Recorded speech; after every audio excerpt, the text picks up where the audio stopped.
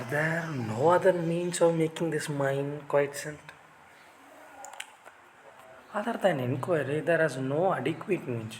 If thoughts other appear, it is sure to control the mind.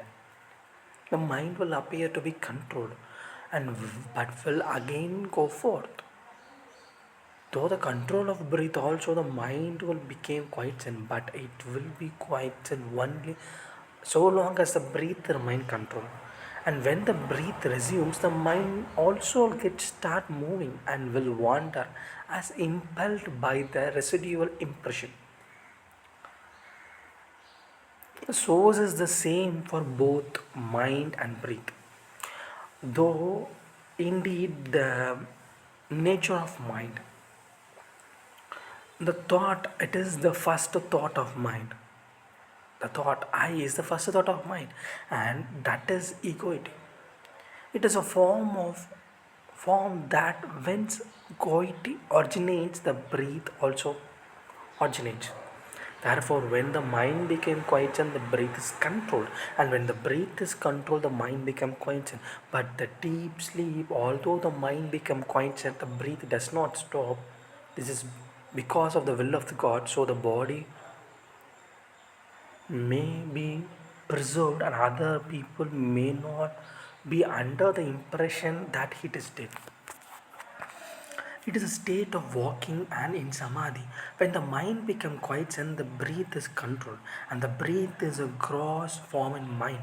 Till the time of death, the mind keeps the breath in the body. When the body dies, the mind takes the breath along with it.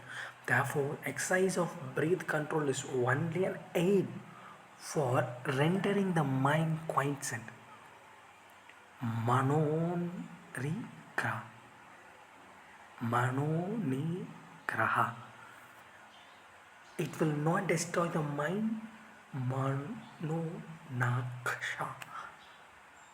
Like the practice of breath control, the meditation on the forms of God, repetition of mantra, and restriction on food, etc., are but aid for rendering the mind quiet.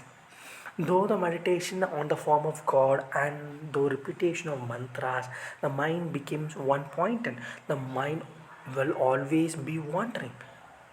Just as when the chain is given to the elephant to hold the trunk, it will go along the grasping the chain and nothing else. So also when the mind is occupied with a name or a form, it will grasp that alone. When the mind expands in the form of countless thought, each thought becomes weak, but the thought gets resolved. The mind becomes one pointed and strong. For such a mind, self-inquiry will become easy. Of all the restrictive rules, the resulting to the taking sattvic food is moderate qualities is the bit, but observing this rule, the sattvic quality of mind will increase, and that will be helpful to self-inquiry. So what has been said? So we are asking the question. So what is the question? Who am I? And we want to inquire about it, and some thought will come out, and we will ask the same question: whom did this thought arise? And then question: this is the process is happening, but is this the only process we can do to control the mind? Is the best practice? But some more person may ask, I want to do another practice. The practice which is suggested is breath control. Yeah, you can control your breath. Breathe in, hold, breathe out. When you focus on the breath, your mind wandering will stop. But is it the permanent solution? No. Why it is not a permanent solution? If you control your breath for so long, you can't live. So the body is being built to breathe until the time of death. So, but the self-realization is totally different concept. So to go to that point, somebody may suggest this: don't eat non-vegetarian, do meditation. That's the process. Do mantra jabas.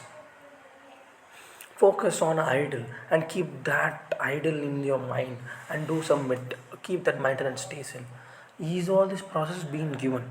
Is these all the processes works? It will works on a single focus mind, but will it lead to it? No, because when you focus on a single point, now you're giving the mind some energy, giving the mind, the monkey, a garden. Will it keep it still? It will keep it still for some point of time, but it's not a permanent solution. So it will work. So the working of this kind of technique is temporary, but it's not the absolute technique.